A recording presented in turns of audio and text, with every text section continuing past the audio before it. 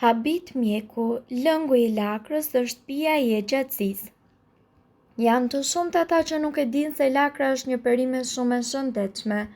Lakra ka përbërës tepër të dobishëm, të cilët gjenden në një sasi më të madhe në lëngun e saj.